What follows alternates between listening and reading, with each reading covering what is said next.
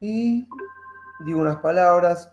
Hola a quienes se conectan a la noche, a la mañana, a la tarde, desde cualquier lugar del mundo. Malena, Eugenia, Anteo, Rotela, ¿está bien? ¿Dije todo? Sí, Acaba de decir todo lo que hicimos el encuentro anterior. Y no está en el video porque me olvidé de grabar. Pero no pasa nada porque está la clase anterior. Así que está bien. Esto era para ponernos a tono respecto de cómo seguíamos. Bueno, eh,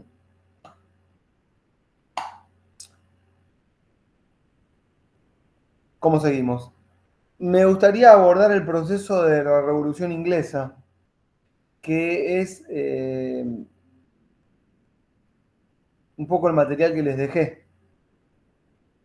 Eh, no sé si lo vieron, si lo ven, no exijo en general, pero si se copan mejor, si me participan mejor, hablar en el vacío me cuesta mucho, no estoy para teóricos, pero veo tantos y además con tan pocas cámaras, eso me lastima el corazón, le soy sincero, porque como que no sé si están, no están, dónde están, y además, les digo, más allá, los que ya sé que no pueden porque el trabajo y la mar en coche o los datos o lo que sea, bueno, ok. Pero los que pudiendo poner la cámara y no la ponen, a mí me hace sentir, quiero que lo sepan, no sé si es el caso, tal vez no, no se tienen por qué sentir afectados con lo que les digo, si no es el caso, como descompromiso. ¿Viste cuando uno está ahí, eh, organizás todo para venir a dar la clase y bueno, que querés verlos y que, porque me ayuda a dar la clase, ¿no? Entonces, cuando les veo las caras, puedo saber lo que están pensando o si se fueron o lo que sea y me ayuda. Yo no puedo dar un teórico, yo si me hablan mejor, ¿me entienden? Porque es como que si me hablan siento que están prestando atención y me preguntan de repente por dónde voy, prefiero un no entendí nada al vacío. Bueno, ya está, lo dije. Es eso. Es como una reciprocidad, respeto y vuelta. Ya. Bueno, entonces, los textos que les dejé eran sobre la Revolución Inglesa. Claramente la Revolución Inglesa y todas las revoluciones se insertan en el marco de un contexto global, mundial, geopolítico de Occidente, eh, que es el momento en que el feudalismo llegó a un límite que ya no da para más. ¿Por qué no da para más? Bueno, porque la construcción del Estado de la que hablaba Malena ya está necesitando de otros mitos, hay otras relaciones de fuerza, hay otras relaciones de poder, hay otras dinámicas sociales, hay muchos desplazamientos, hay reconfiguraciones de la tierra, hay cambios en la posesión de la tierra, y a eso me refiero con reconfiguración, y todo esto implica, bueno, implican nuevas cosmovisiones, para decirlo así, nuevas cosmovisiones. Este, Si tenemos que mencionar algo de lo de la vez pasada para apuntar esta, era bueno, nosotros estuvimos viendo, voy a parafrasearte, Malena, un poco mejor, la formación estatal moderna, eso es lo que estábamos este, trabajando. Hay una formación estatal, vamos a decir que hay Estado cuando hay monopolio de la fuerza física, eso sería en nuestro análisis, que haya Estado significa, bueno, significa hay monopolio de la fuerza física, eso significa hay Estado. Y Estado es estado de gobierno. Nunca lo dije así, pero para que se entienda. Básicamente hay gobernabilidad, eso significa hay Estado. Hay una separación entre Estado y economía, como nosotros solemos hacer comúnmente en nuestros análisis abstractos de la sociedad hoy para montar, si se quiere, entre comillas, un debate político. No, esa separación no existe, solo existe analíticamente en nuestros ideales, pero no es que hay una separación Estado-mercado. Eso es una distinción que hacemos para analizar las relaciones de poder, ¿correcto? Y a veces les diría, nos confunde un poco más, porque si nosotros vamos viendo el proceso histórico de formación estatal, advertimos que el crecimiento de la burguesía va de la mano del crecimiento del Estado. Es decir, somos nosotros, la humanidad, las que configuramos estas nuevas formaciones a partir de qué cosa. Miren, lo voy a decir así. Hay una gobernabilidad. Una gobernabilidad significa que alguien está gobernando un orden, cierto orden, y en esa gobernabilidad necesita bienes y servicios. Entonces, la sociedad se organiza cooperativamente para proveer a quien gobierna de esos bienes y servicios. Y ese es el crecimiento de la burguesía. No existe la burguesía creciendo a espaldas del Estado. Es gracias a la existencia de un monopolio de la fuerza física y una gobernabilidad que se desarrolla la economía capitalista. ¿Entienden lo que estoy queriendo decir? No, no existe de otra forma, no existe separado. Voy a poner un ejemplo, si quieren, práctico. La empresa Saint-Gobain, ¿la conocen? Bueno, Fermín no la conoce y tampoco María, pero no importa, es una empresa muy grande. ¿Cuál? ¿Cómo? ¿Qué empresa? ¿Cómo se llama la Saint-Gobain. empresa? Saint La como santo. francesa, ¿no? Exactamente, la francesa, Federico. Bueno, esa empresa es la que compró, por ejemplo, la que hace los materiales de construcción Weber. ¿Lo vieron por ahí? Algún panfletito en la calle. Presten atención. Weber con W es una multinacional gigante que vende artículos para la construcción. ¿Sí? Es más, creo que la planta, bueno, yo soy de Córdoba, ¿no? Pero cuando vivo en Buenos Aires, soy de Luiso, hay una planta en Tortuguitas que se llama Weber Saint Gobain. Saint-Gobain, Sí. exactamente, la viste bien, es esa misma. Está en todo el mundo. Creció. ¿Cuándo nació? ¿Cuándo nació? Les cuento. Nace antes de la Revolución Francesa. Yo les diría que nace más o menos en el siglo XVII, en 1600. No sé, tengo que buscarlo. Pero nace porque el rey, creo que era Luis XIV, contrata a unas personas para que le pongan vidrios en el Palacio de Versalles. Es esa empresa. O sea, que de la mano de la construcción del castillo, ¿entienden?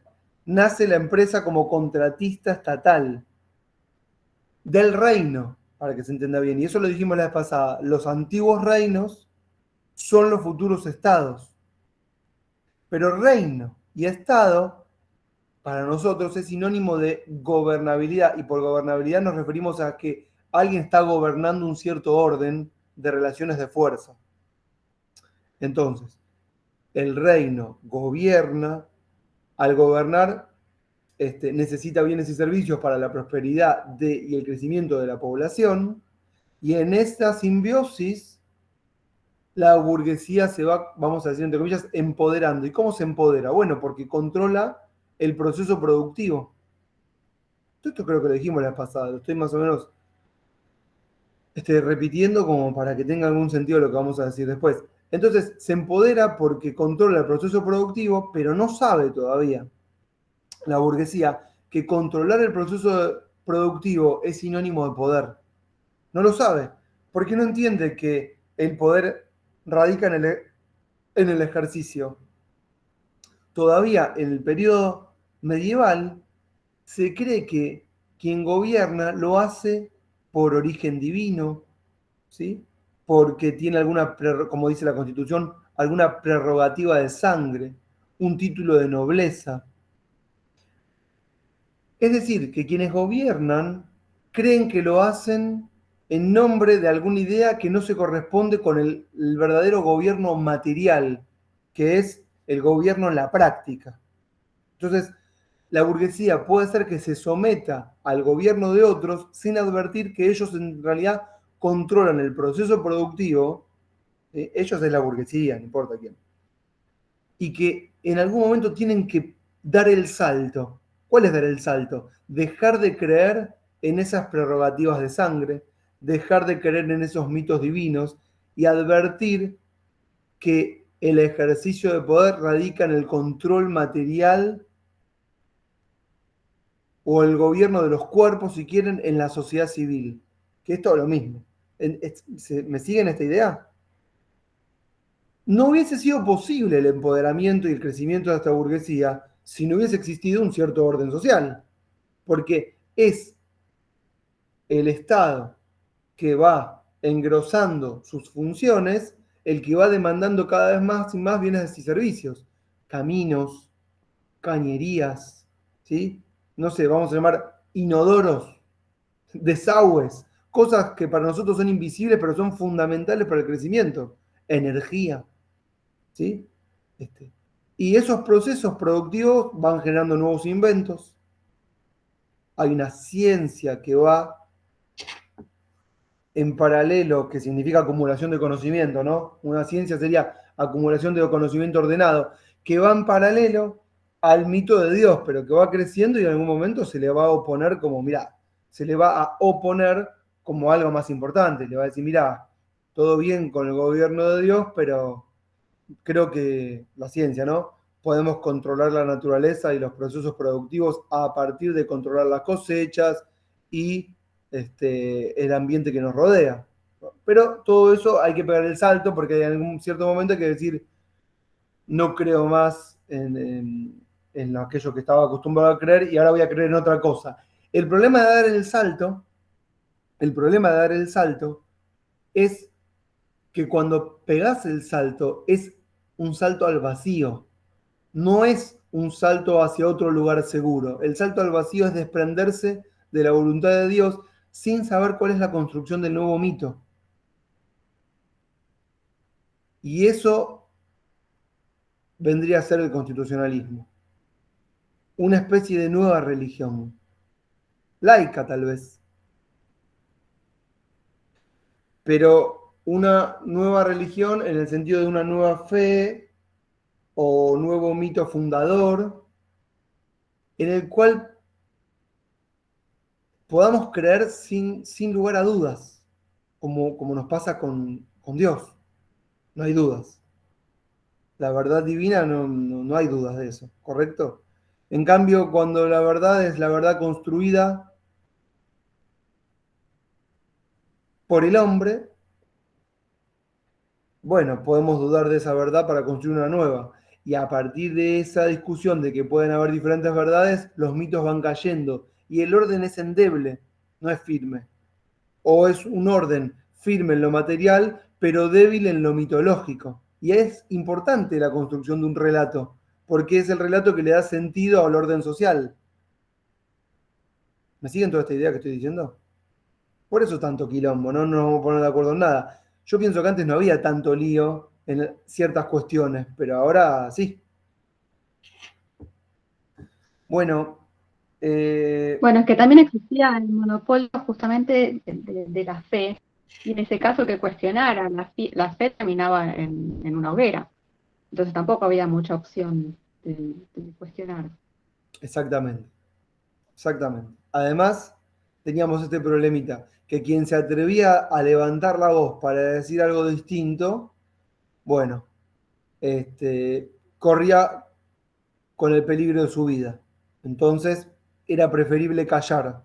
Creo que ahora que lo decís, Laura, no sé si lo dije la vez pasada a quién se lo dije, pero como justo estaba leyendo sobre no sé por qué estoy con Colón, entonces no sé a quién le conté por qué Colón había llegado a América, no sé si fue ustedes o a quién. ¿Si lo fue ustedes? No me acuerdo. Sí, lo Las contó. villas. Ahí está. Entonces, bueno, pero lo que quiero decir referente a lo que está mencionando Laura es que todos sabían cuando Colón sale con el barco que el mundo era redondo. Era una verdad, un secreto público, ¿no?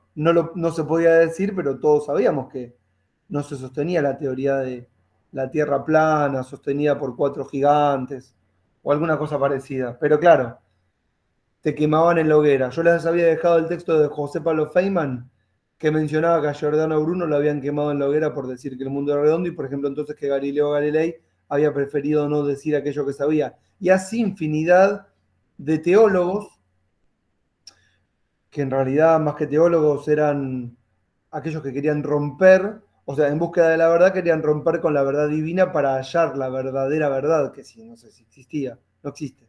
Pero bueno, pónganle que todos creíamos que existía alguna, y si no se revelaba la divina, ¿cuál sería? Pero no se podía decir. Así que tenía razón Laura en el sentido de que era muy difícil también desde ese lugar. Pero también habíamos visto que el desarrollo de la imprenta, que la revolución luterana, que las guerras de religiones, ¿se acuerdan? Católicos protestantes,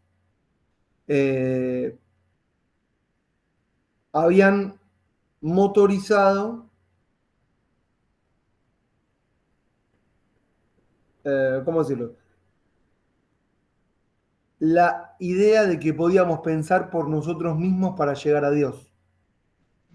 Habíamos hablado de la centralidad del hombre a partir del momento de que es el hombre el que a partir de su propia reflexión puede llegar a la verdad sin tener que esperar que le digan la verdad a partir de la simbología y los rituales creados por la Iglesia Católica. Entonces, eso fue un motor muy importante de alfabetización. No es una gran alfabetización, pero sí muy importante, que empieza a hacer peligrar o ya a sucumbir a el poder que tiene la Iglesia al controlar esa verdad divina. Y también habíamos mencionado que las guerras de religiones, católicos protestantes, los protestantes en el norte y los católicos más en el centro-sur, escondían en el fondo las peleas por la apropiación de las tierras santas, no Jerusalén, las tierras de la Iglesia, que a la pérdida de su poder y de sus ejércitos estaban siendo reapropiadas. Este es el contexto de la Revolución Inglesa, un contexto de reconfiguración de la tierra, ¿sí? De cercamientos, en inglés lo llaman los enclosures, que va dando fisonomía al nuevo escenario, que es el de la propiedad privada, ¿sí? Parcelada, y en el que las personas deben migrar, porque a partir de cierto momento empiezan a estar en territorio ajeno. Es decir, yo estoy en el campo, pero de repente este campo en el que yo estoy y me asenté ya no es más mi campo, se parceló, ¿no? Y si ustedes salen por la ruta van a ver que está todo parcelado y alambrado. Bueno, en un momento de la historia de la humanidad eso pasó. ¿Cuándo? Bueno, siglo XVII. Marx se refiere a este periodo como el periodo de la acumulación originaria, ¿no?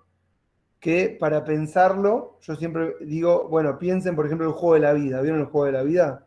¿Alguien jugó al juego de la vida? El juego de la vida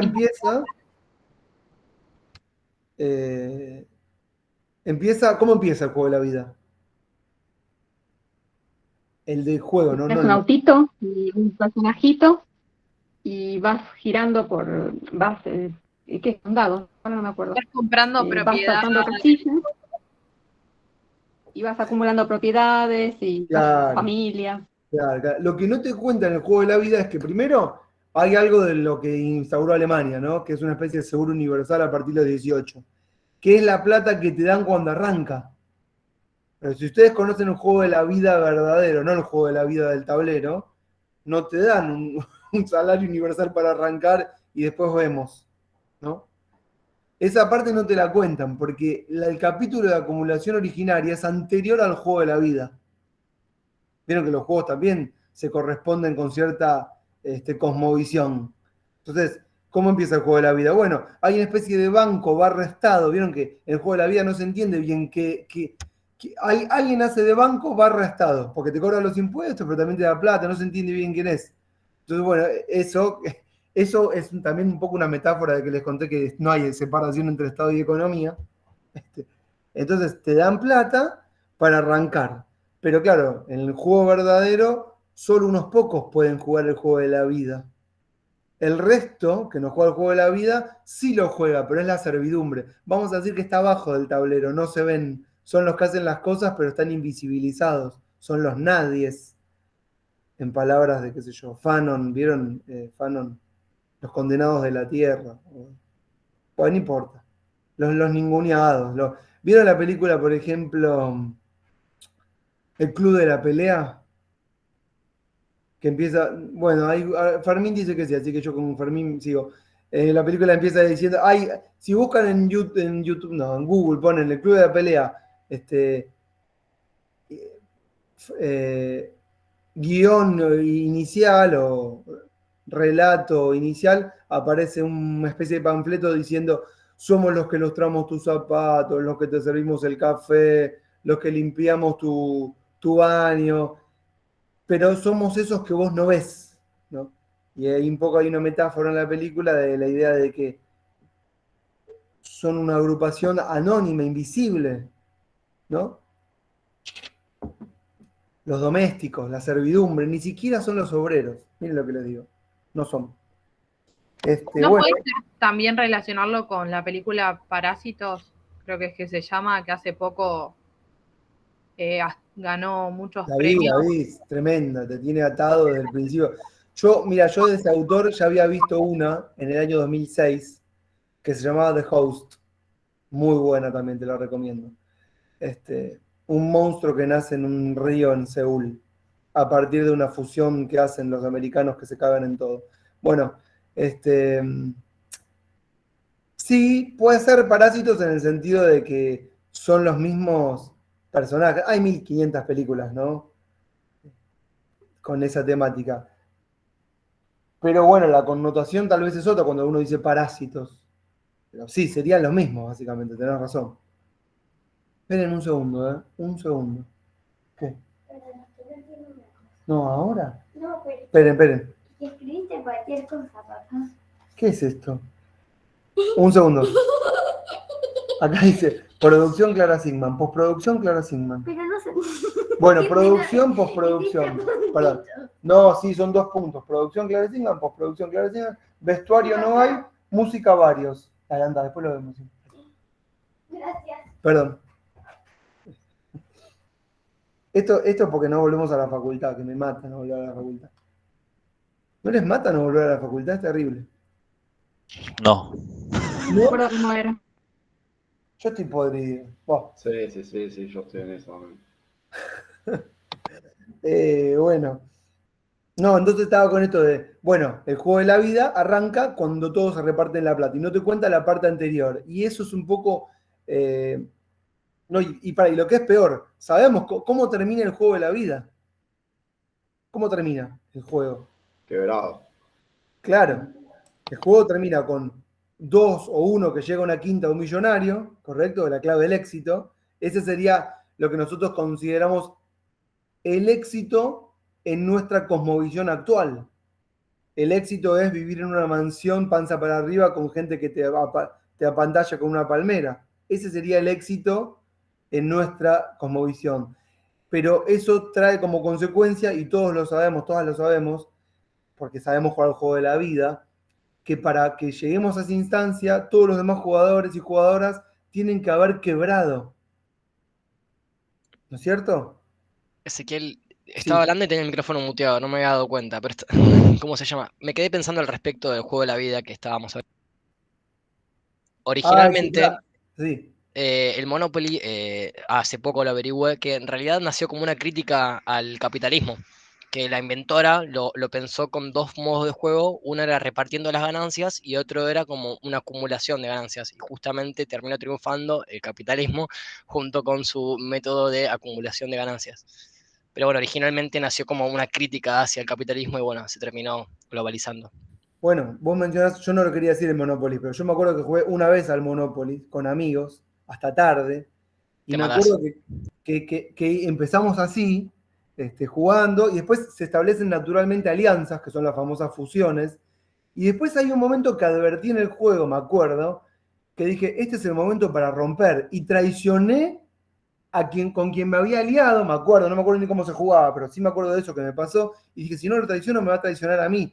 Porque el juego era de egoísmo y especulación. Y finalmente termino ganando, pero es muy hiriente. Claro, sabíamos que era un juego, pero cuando llamás al juego de la vida, que encima le pusieron así, ¿no? Life. De otros Monopoly. Y vos sabés que para ganar el resto termina en la quiebra. Decís, wow, qué fuerte, y nosotros lo aceptamos porque finalmente es el juego que jugamos. Por eso hay otras corrientes como la peronista que dice, bueno, no, uno no se realiza si no es en la comunidad y no es feliz y los demás están sufriendo. No sé si esto será cierto o no, pero se entiende la idea de que ahí puede haber otras cosmovisiones. Bueno, no importa. Los juegos también representan una especie de sentido común, que no es común y que es una construcción de sentido, pero bueno, los juegos lo van haciendo. Una vez incluso me ha tocado ver un tablero de ajedrez, no sé, en una muestra de arte. ¿Vieron que el tablero de ajedrez lo ves y es un cuadrado? Y con las fichitas. Pero lo vi una vez en acción y en realidad eran dos caminos reales con unas alfombras, lo tengo que buscar, y el tablero en el medio, pero el tablero no era algo solo, era la continuación de dos ejércitos que venían a enfrentarse. Y entonces cuando vos ves el tablero como dos recorridos en donde en la mitad del camino aparece un tablero con los peones adelante que los mandan a morir, que así funcionaba efectivamente, y la reina protegida ahí atrás con su séquito, tiene total lógica el ajedrez como un juego medieval. No sé cómo voy de acá para allá diciendo cualquier cosa. La cosa, ya está, es que estaba con el juego de la vida, que lo que no te muestra es lo que pasó antes, que fue el periodo de la revolución. Si nosotros tenemos que ponerle un momento anterior a ese tipo de juegos, son las revoluciones. ¿Se entiende? Entonces, el capítulo de acumulación originaria de Marx cuenta este periodo en el que se reconfigura la Tierra. Algunos son beneficiados con la Tierra, parafraseando el juego sería, o haciendo la analogía, sería aquellos que les tocó jugar y que les repartieron algo para jugar, ¿no? Y los que no son los desplazados. De los desplazados tenemos dos tipos de desplazados. Unos, que los vamos a ver en el capítulo siguiente, tampoco es tan lineal, pero no importa, que son los que se van en barco a Estados Unidos, 1600. Son las primeras colonias que llegan a Estados Unidos en barco, que son los desplazados que se han quedado sin tierra en Inglaterra, en Gran Bretaña, en realidad. Y otros, que son los que tienen que emigrar y que empiezan a poblar, miren ahora, empiezan a poblar los conurbanos del reino, porque los reinos son ciudades amuralladas, en donde viven los guardias reales y la clase noble con prerrogativas de sangre. Y detrás de esas murallas, los conurbanos. Gente aglomerada, viviendo en pésimas condiciones de hacinamiento, con falta de... con circulación de virus de todo tipo, porque están todos, ¿no? Y bacterias todos juntos, entre el hedor y la basura.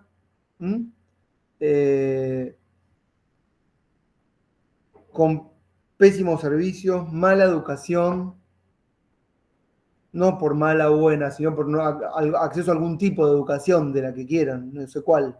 ¿Sí? Perdón, pero yo discrepo de eso. Yo discrepo en el sentido de que la educación como herramienta de movilidad social me parece que es algo como muy reciente acá en la historia argentina. Y me parece que no es algo como que se puede traspolar a la teoría de Marx completamente. Porque bueno, Marx, para empezar, podríamos empezar hablando de sus primeros escritos de Grundrisse sobre el texto sobre el robo de leña, donde justamente da cuenta sobre la acumulación originaria en Alemania y no solo está el desposeído, el que ha sido totalmente, le ha sido privatizada sus herramientas fundamentales de subsistencia como era la leña, que de eso básicamente se trata el texto. De cómo algo, la leña que es un medio de subsistencia fundamental para cocinar, para calentarse, se vuelve una propiedad, o sea, se la ajena. Claro, o sea, se la expropian, eso me está queriendo decir. Sí, se la enajena, porque justamente, o sea, Marx habla sobre la enajenación, sobre cómo, justamente sobre cómo algo deviene propiedad privada y deja de ser colectiva. Exacto. ¿Y qué está mal lo que estoy diciendo? ¿Está bien lo que estás diciendo? No, pero en el sentido de la educación como herramienta, o sea, para empezar a decir que los pobres carecen de educación es un poco, para mí, un poco muy simplista y muy reduccionista. Sí, Y no, decir a que, ver, Paula. aparte, acá ahora mismo en Argentina, postular que la educación como herramienta de movilidad social, y yo ahora en 2021 lo cuestiono un poco porque creo que muchos de los que estudiamos en la Universidad de Buenos Aires no es que tenemos la subsistencia garantizada. No, Eso. ni hablar. Pero pará, primero no estoy hablando de Argentina, ni pensé en Argentina. Cuando estoy diciendo todo esto, no estoy pensando en Argentina. Por las dudas te digo, ni se me ocurrió pensarlo. Estaba ahí pensando en la. Básicamente, ¿sabes qué estaba pensando, Paula? En la posibilidad de alfabetización, eso estaba pensando. Que en realidad, justamente, llega la alfabetización, te diría que llega más o menos en ese periodo, porque es 1850, 1860, 1870. Recién ahí con fuerza aparece lo que sería la alfabetización. No, yo estoy de acuerdo con lo que estás diciendo. Y yo tampoco creo que la educación sea garantía de- de ascendencia social. Yo lo decía como que se pueblan, digamos, las ciudades, ¿sí? Aparecen las ciudades con los conurbanos sin todo lo que nosotros conocemos como los servicios del Estado que tiene que dar, nada más. Y expropiados, por supuesto, de los medios de producción y de subsistencia. Sí. O sea, yo estoy de acuerdo con todo lo que estás diciendo, está bien. Eh, bueno, no sé, cualquier cosa me decís. Eh, entonces, lo que tiene que hacer el Estado, el reino central, es gobernar esa situación conurbanística, vamos a decir, que es gente que pequeños talleres, artesanos, incipientes fábricas, servidumbre de todo tipo, que vive mal y que atiende a aquella clase privilegiada, vamos a decir, dirigencial, que vive bien en las capitales centrales.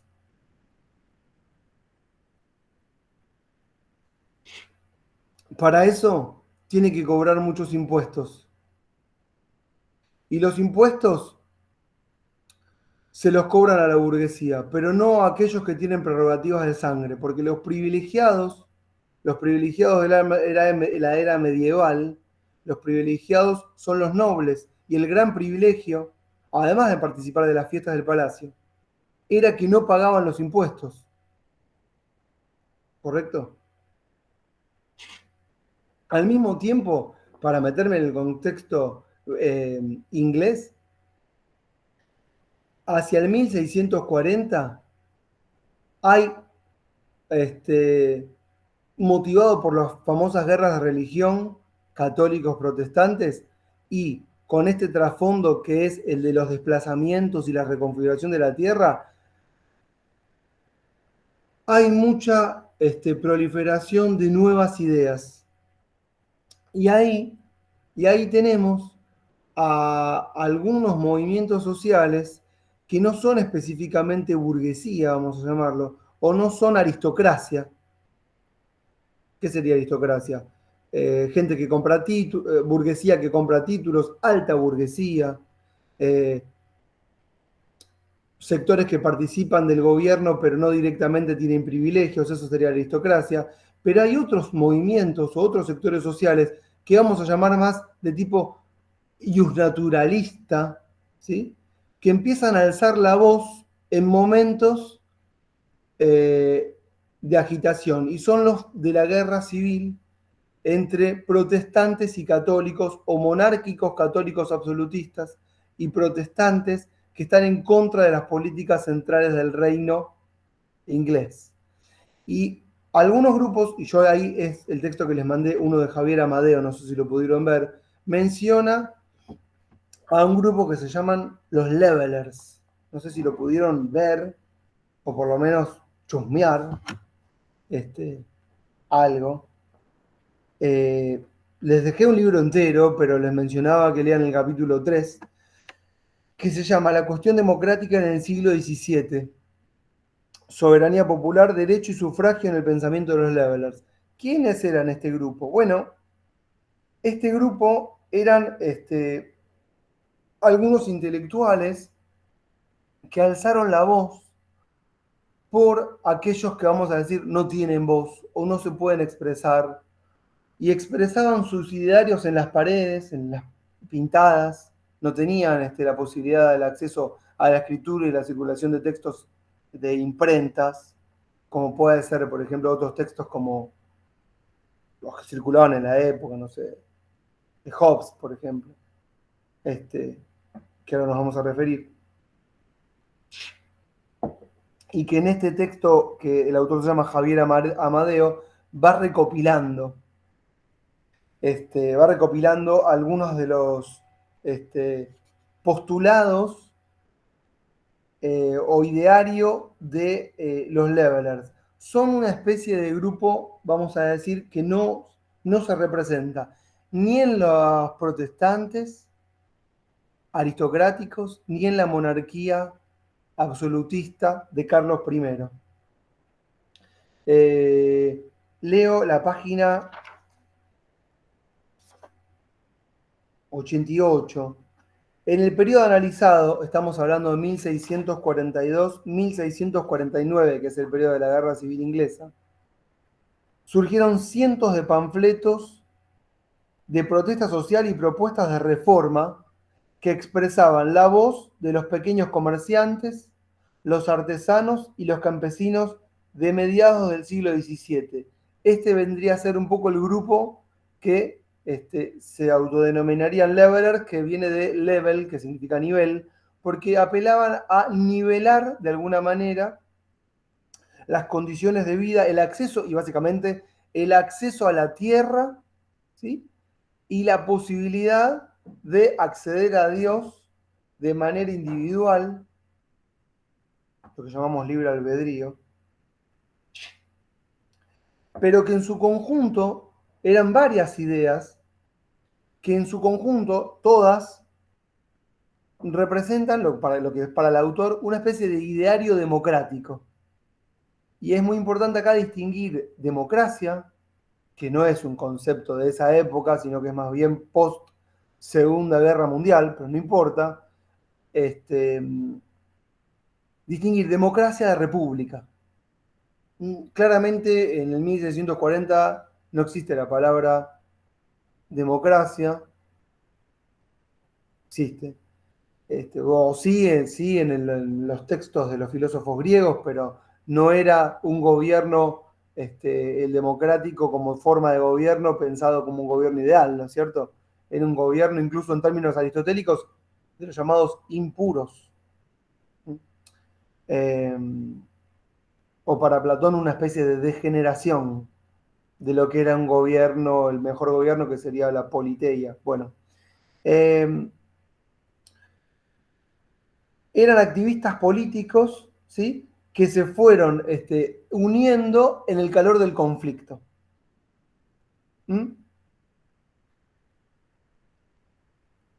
¿De qué hablaban? Hablaban, por ejemplo, voy a resumir un poco las ideas, soberanía popular. Este es un concepto totalmente novedoso. Soberanía popular significa que el gobierno o la voluntad tiene que ser la voluntad del pueblo y no la voluntad de Dios. Quien gobierne tiene que ser el conjunto de los individuos. Ya la idea de individuo también es toda una novedad. Hablaban de que teníamos todos derechos inalienables, que si Dios nos había hecho a todos a imagen y semejanza, todos teníamos que ser iguales respecto de Dios y en cuanto a la tenencia de propiedad.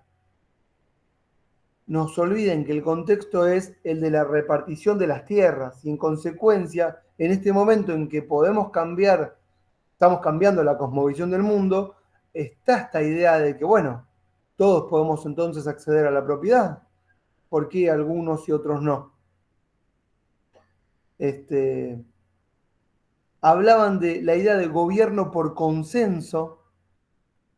Son todas ideas que hoy nos pueden parecer, vamos a decir entre comillas, normales. La palabra que pongo entre comillas es no la de normalidad. Pero que en ese momento eran una novedad, ¿no? Y también mencionaban la idea de derechos políticos. ¿Qué vendrían a ser derechos políticos? Lo que nosotros conocemos por elegir, ser elegidos. Esto también no existe. No va a existir hasta dentro de 200 años. Pero estas ideas aparecen en este grupo.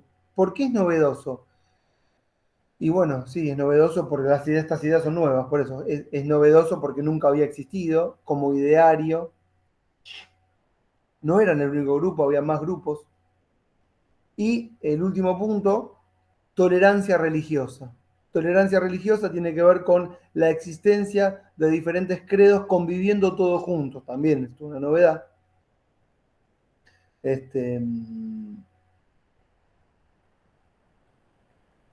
Leo, página 88 también. A partir de su interpretación de la ley natural, habla de los levelers, el texto, proclamaban que los individuos eran libres e iguales por nacimiento, y que el gobierno solamente podía ser constituido a partir del consenso de los individuos. La tolerancia religiosa y la igualdad de los individuos frente a la ley eran otro de los puntos esenciales de su concepción política. Un poco que, le voy a decir así, se establecieron de alguna manera como tres grandes bandos en el periodo de la Revolución Inglesa. La burguesía que se oponía a la monarquía absoluta, los monárquicos católicos que defienden la monarquía absoluta justamente, y este tercer grupo que está en el llano, que es aquel al que nos referíamos al principio cuando empezamos a hablar del juego de la vida y los que no están jugando el juego, que tenían su propio ideario y que más o menos utilizaban el ideario, escuchen esto, que la burguesía oponía a la monarquía, utilizaban ellos ese ideario en contra de la burguesía. Algo así como que te corran por izquierda, ¿se entiende lo que quiero decir? Mira, esto que vos le decís a la monarca de que somos todos iguales, yo también lo creo. Y rige para mí también. La diferencia tal vez es que la burguesía hablaba de la soberanía, miren esta diferencia que se la pueden anotar, la burguesía hablaba de la soberanía parlamentaria. ¿Qué significa la soberanía parlamentaria? Ellos empezaron a plantear que quien tenía que decidir las leyes del reino era el parlamento, que era el parlamento de la burguesía. Entonces hablaban de un parlamento soberano, sin pensar que ese parlamento alguna vez, algún día en la historia de la humanidad, podría ser ocupado por sectores populares. Esto iba a pasar mucho tiempo después. Me acuerdo ahora, justo que Paula me menciona a Marx, Engels en su testamento político lo plantea, tenemos que ocupar los parlamentos, 1890, muchos y muchos y muchos años después.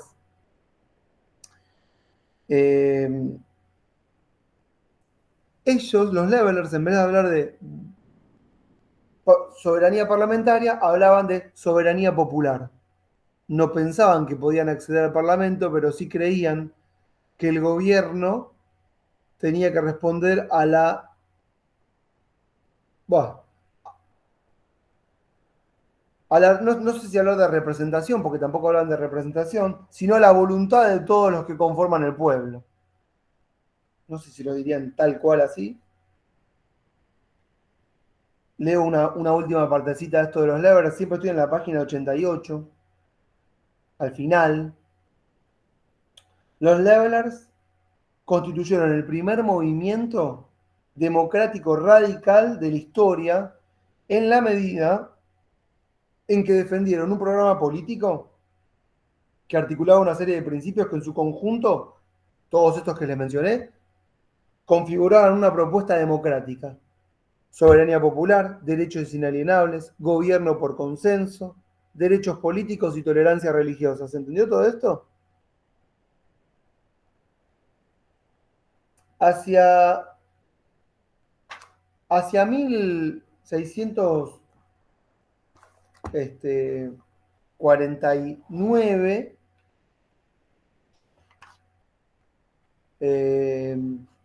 los bandos están bien distinguidos entre los católicos monárquicos y los protestantes. Hay un líder político que logra aglutinar, juntar y movilizar ejércitos, vamos a decir, protestantes. Se llama Cromwell. Y hacia 1949, después de la guerra civil que enfrenta estos ejércitos, también hay una especie de distribución geográfica. Eran escoceses por un lado contra, no sé si londinenses o centralistas o católicos monárquicos por el otro lado. Logra Cromwell vencer a la monarquía de Carlos I, que es decapitado, disuelve el parlamento y promulga una especie de instrumento de gobierno que oficia de constitución. 1649. Es un pequeño periodo en el que Inglaterra va a tener una constitución escrita. ¿Sí? Cromwell y sus ejércitos son ayudados por grupos como los de los Levelers y otros que menciona el texto acá, que son los Diggers, que son los cavadores. Hay otros más que no conozco. En la nueva constitución se recogen algunos de los elementos de los Levelers, pero no los más importantes. O sea, no importantes, no los más democráticos, esa sería la palabra.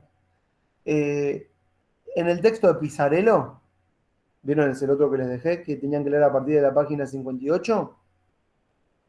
Leo en la página 62. La nueva constitución recogía también algunas de las reivindicaciones contenidas en el Agreement of the People. Ahora voy a mencionar lo que fue. Pero su énfasis de fondo reflejaba el triunfo del republicanismo aristocrático, tanto sobre la monarquía absoluta como sobre el republicanismo más democrático e igualitario.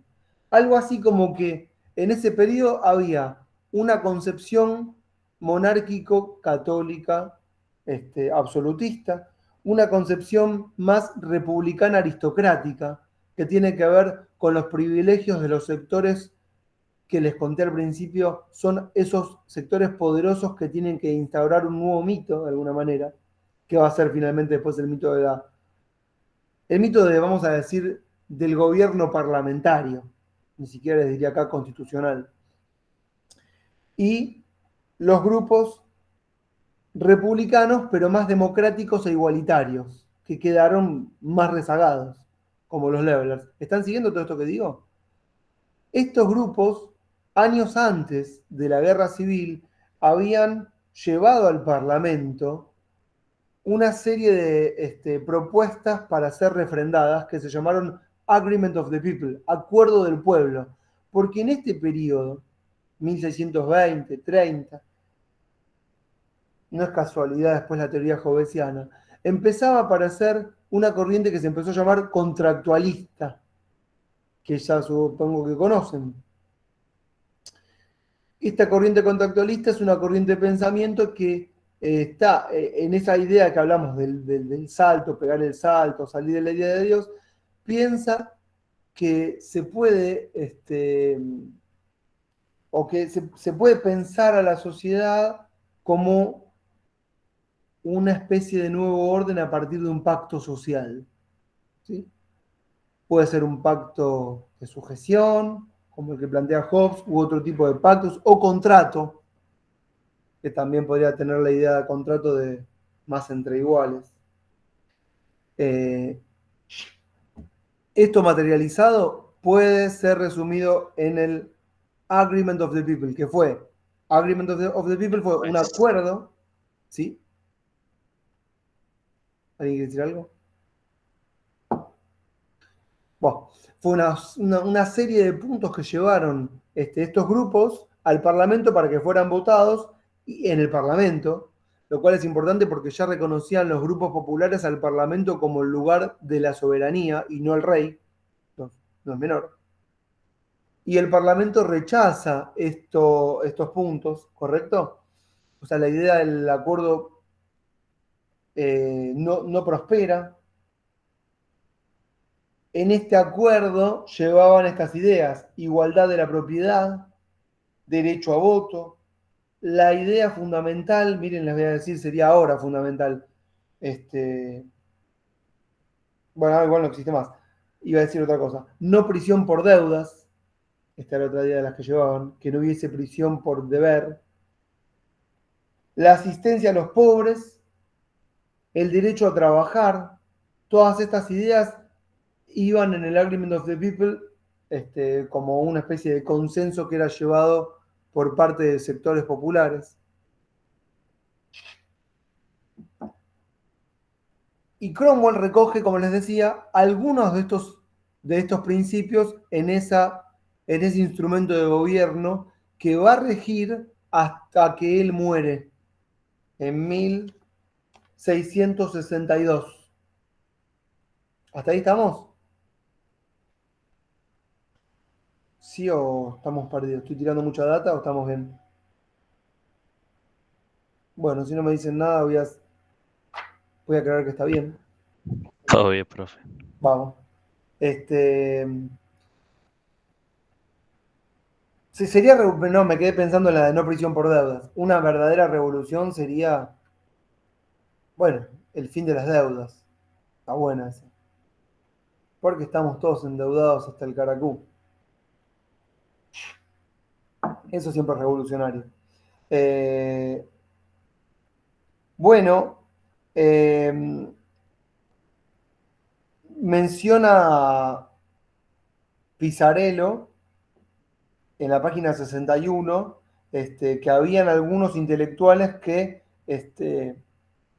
resaltaban la idea de la educación de los sectores populares como un derecho, el derecho a la educación de los sectores populares.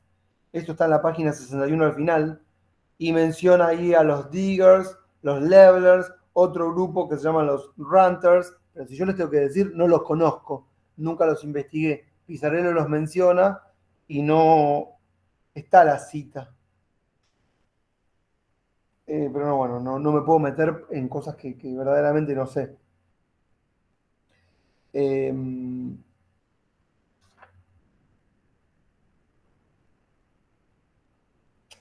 Y acá también tenemos que pensar que aparecen teóricos que son los intelectuales que empiezan a dar, a robustecer el ideario gubernamental. Es decir, siempre hay intelectuales, ¿no? Que son los que piensan y los que nos piensan y a través de quienes somos pensados.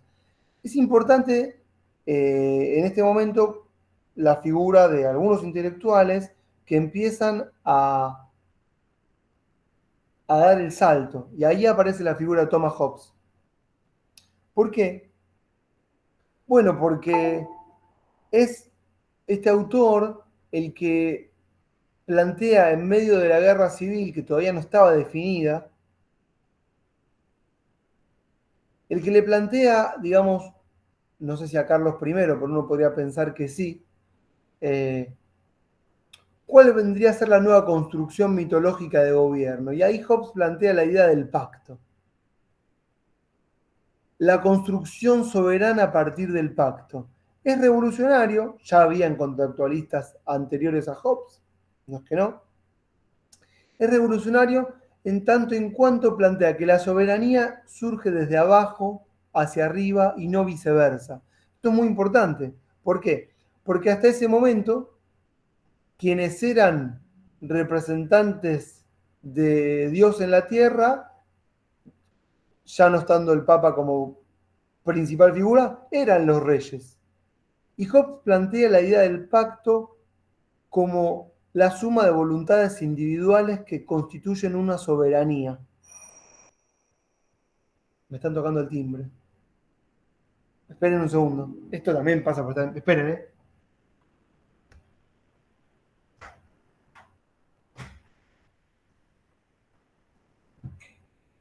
Bueno.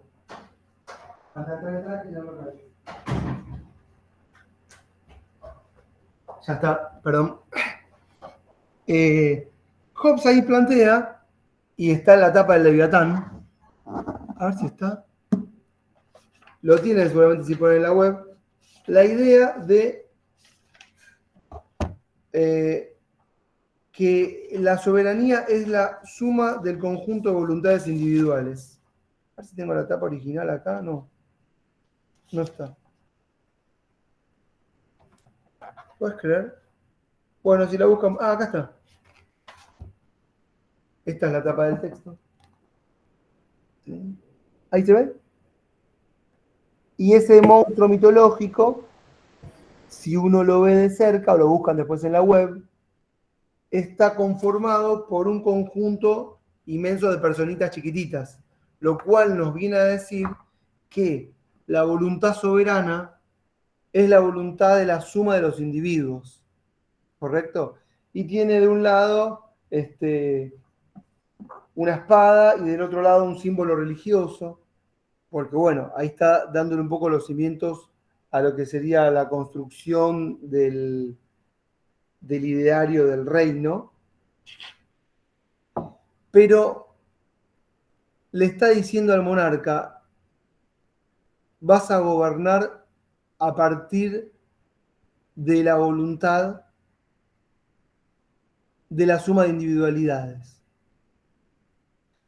Y si bien Hobbes plantea, para que haya orden, lo más importante es que gobierne el monarca, porque en este estado de situación de guerra entre todos contra todos, todas nuestras vidas corren peligro, el monarca lo haría con una función fundamental. ¿Cuál es? La de proteger la vida de sus súbditos.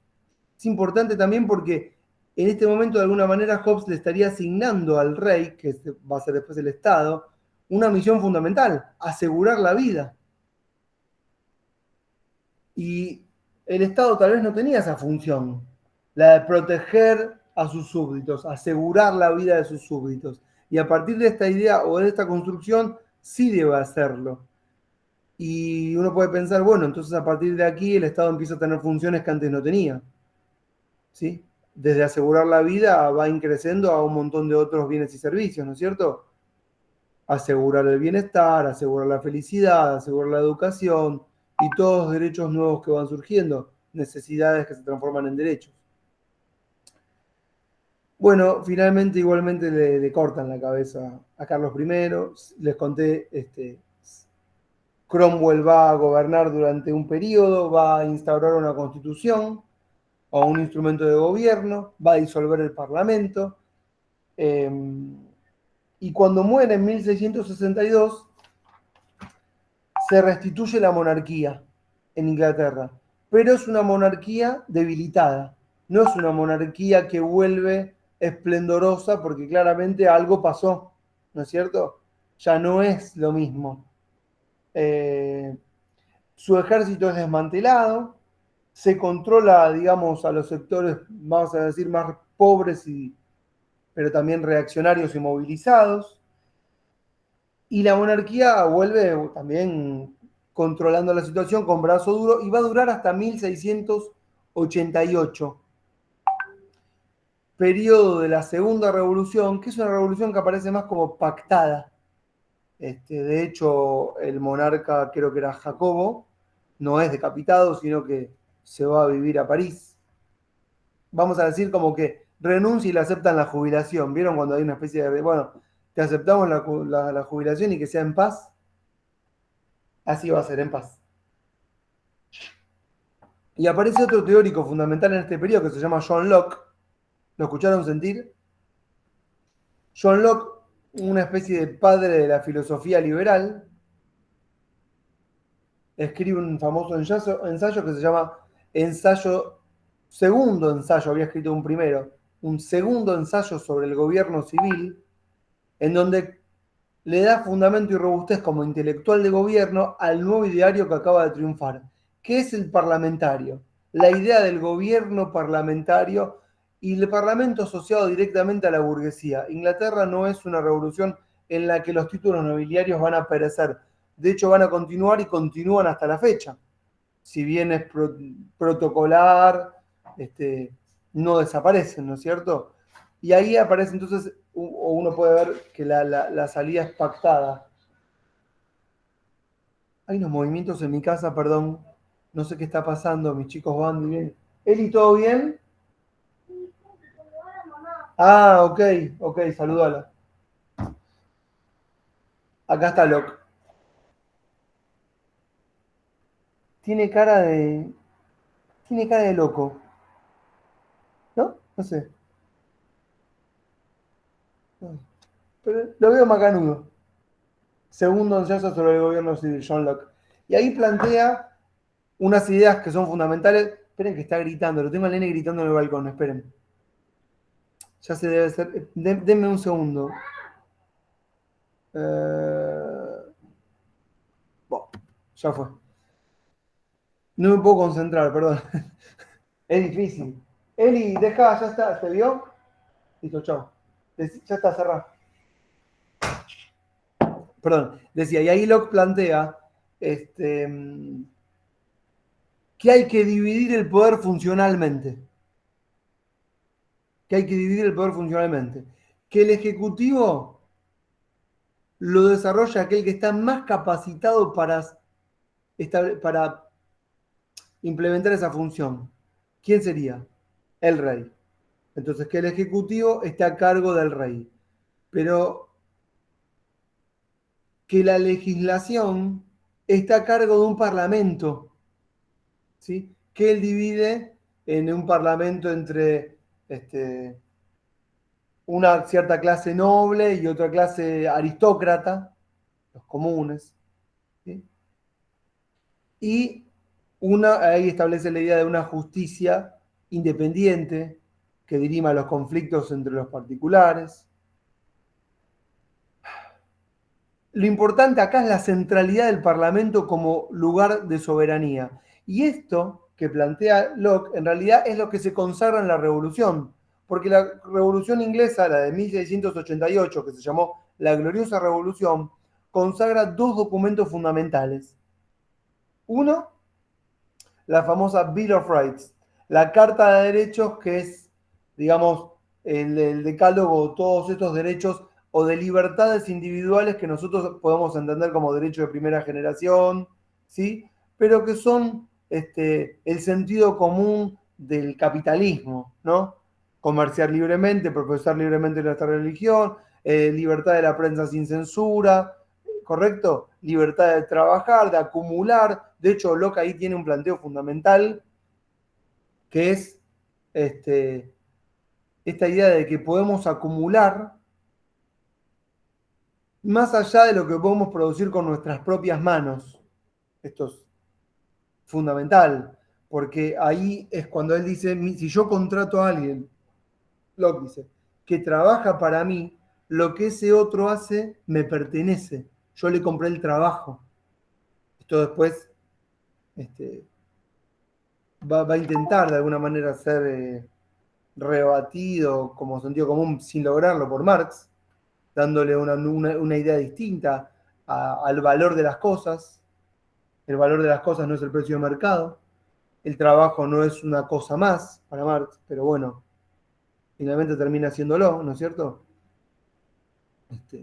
Sino que hay trabajo encerrado en no remunerado, que es la famosa plusvalía. Bueno,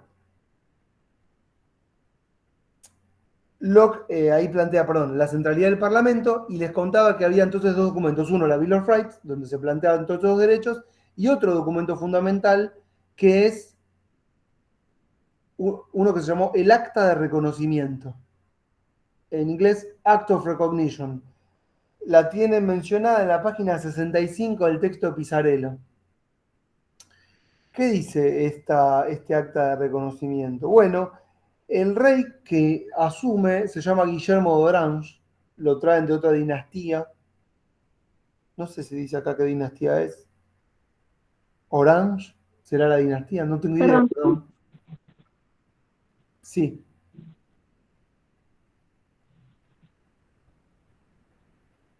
Pensé que me iban a decir algo. Escuché un perdón. No, sí, preguntaba qué página era, en qué página estaba. ¿Qué página? 65. Bueno, no estoy leyendo nada, pero voy a leer ahora, Laura, mirá. El Act of Recognition, estoy en el casi último párrafo de la página 65. o el acta de reconocimiento, recordaba que la pretensión al trono de Guillermo de Orange, 1689, no estaba fundada ni en el derecho hereditario ni en el derecho divino. Es decir, no asumía por herencia, por tradición, si digamos en términos beberianos, ni por derecho o voluntad del Señor, sino por voluntad del Parlamento. Eso era lo que estaba afirmando Guillermo de Orange cuando asumía el trono. Él estaba ahí para responder a la soberanía del Parlamento. ¿Entienden? Y un poco también ahí podemos advertir cómo se va constituyendo una forma de gobierno, que es la forma de gobierno actual de los gobiernos europeos, que es la del gobierno parlamentario, porque el Ejecutivo es un desprendimiento o una rama de la soberanía que ocupa el Parlamento. Entonces, el rey, a partir de este momento, se transforma en alguien que tiene que, más allá de que no es elegido por el pueblo, tiene que responder a ese Parlamento y sus pretensiones. Porque el que legisla es el Parlamento y no el rey. Y esto es un cambio fundamental en el paradigma. Esto va a generar algunos problemas, en otros países sobre todo, cuando otros tengan las pretensiones de ocupar lugares en el Parlamento. El Parlamento no estaba pensado para todos y todas.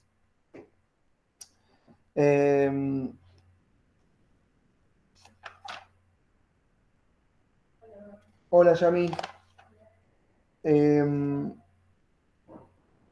Pisarello acá habla de la idea de una constitución mixta en Inglaterra. ¿Por qué? Porque era una constitución que, como concepto, les diría, porque no es que está el texto, que incluía sectores con títulos nobiliarios, con privilegios y comunes. Y la mixtura tenía que ver con que no fue esta revolución una revolución que dio paso a lo que nosotros entendemos por la igualdad jurídica ante la ley. Siguieron habiendo personas que tienen mayores prerrogativas que otras.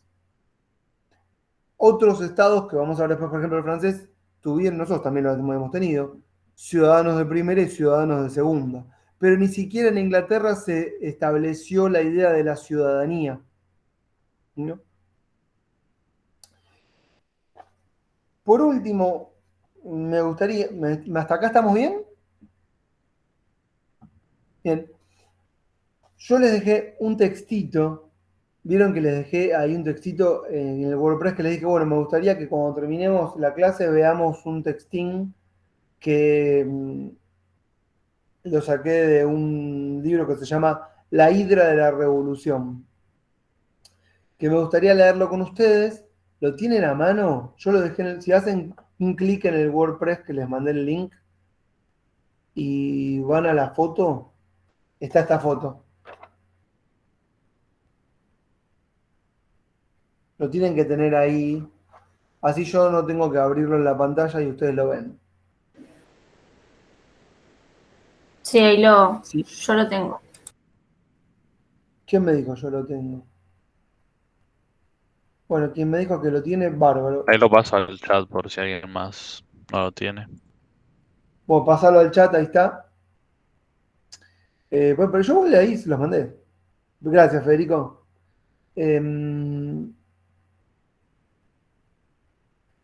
Leo, esto nos va a llevar unos 10 minutos con los que terminamos.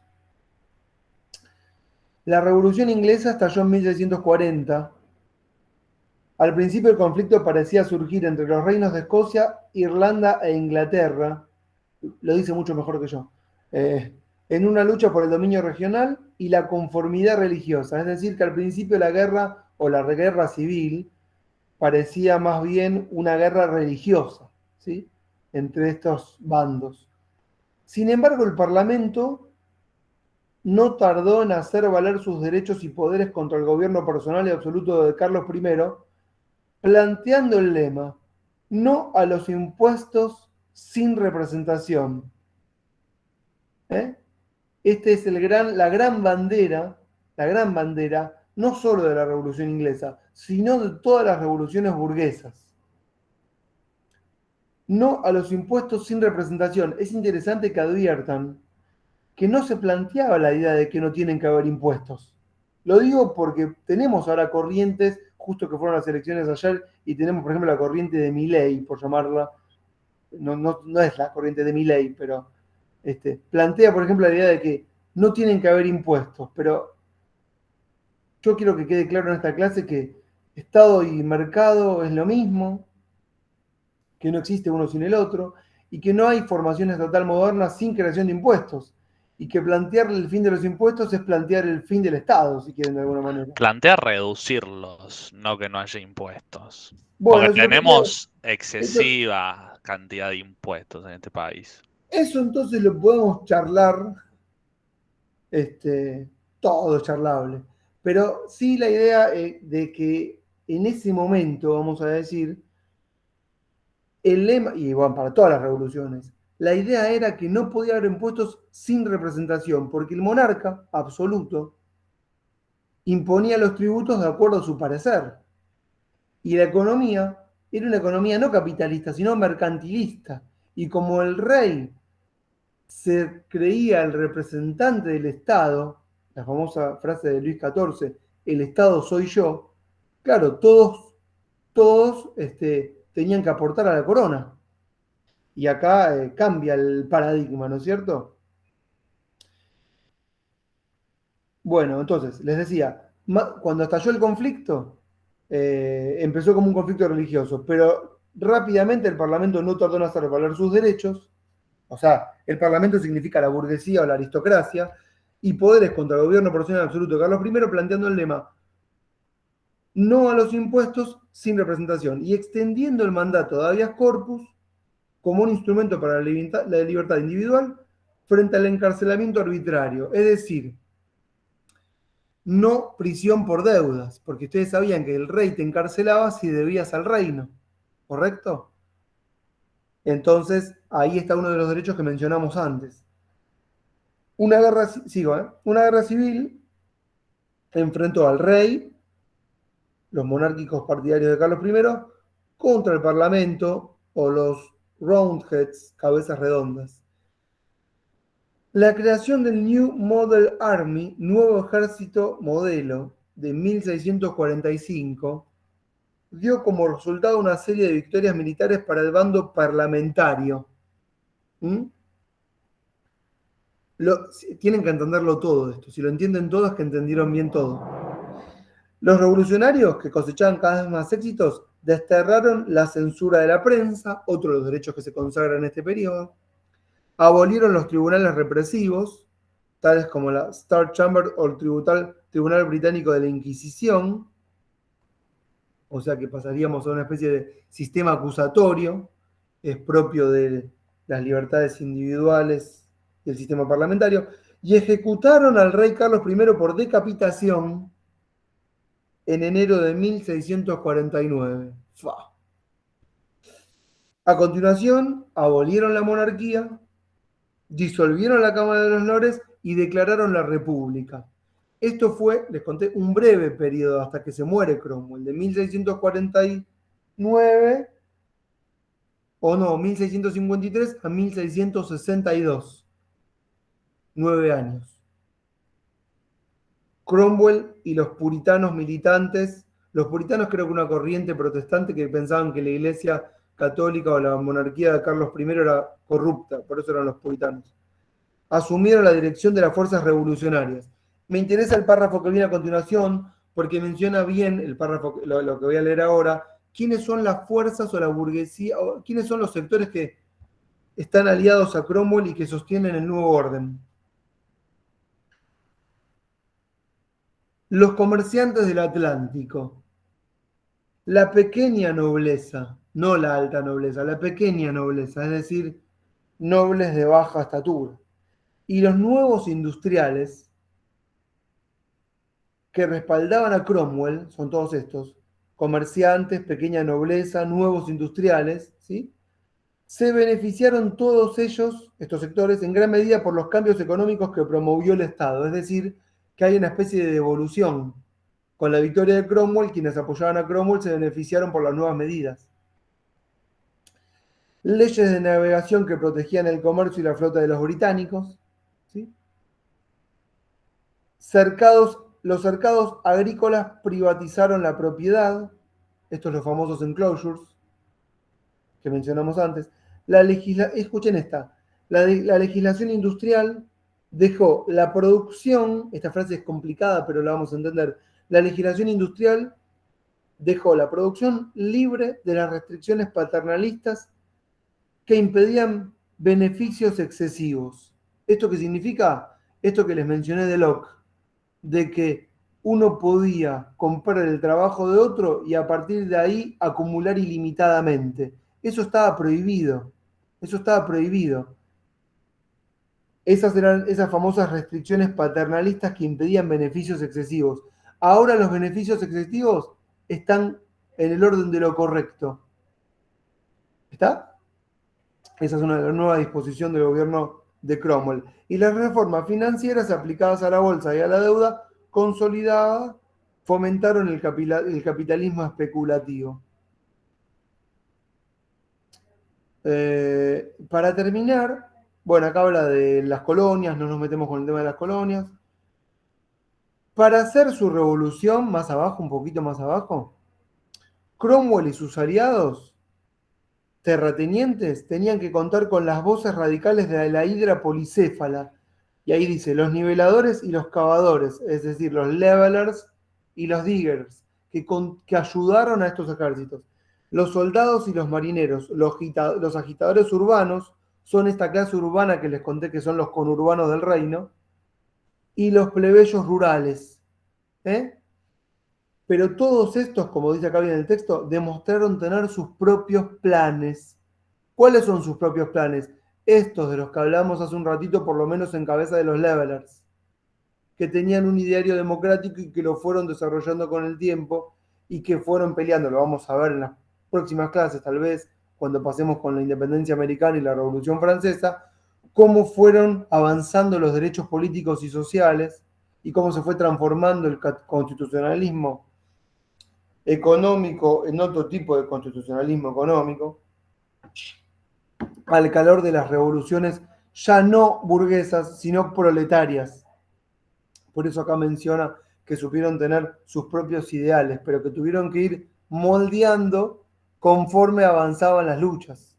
No fue de un día para el otro, sino que tardaron más o menos 200 años, porque las luchas obreras empezarían en los primeros años del siglo XIX, 1820, 30, 40, y acá estamos en el 1650 o 1680. ¿Entienden que es mucho tiempo antes? Si quieren, para concluir, lo que advertimos acá es que todos los cimientos de las ideas por las cuales se estructuran nuestros debates nacen en este periodo. Todas las ideas que estructuran nuestros debates actuales tienen sus orígenes en estas revoluciones originarias que van a dar paso al constitucionalismo. Más o menos como una forma de resumir, siendo 6:27, el fin de la clase. Y además porque en media hora empieza otra clase. Estoy cansado, me quiero morir. Pero bueno, la que viene es sobre otro tema, espero que sea más amena, sobre sistemas políticos. Bueno, ya está, terminé. ¿Alguien quiere preguntarme algo? Si no, los veo la vez que viene, supongo que será a las 8. Los que vinieron de las 5 bien, los que vinieron que eran de las 8 también.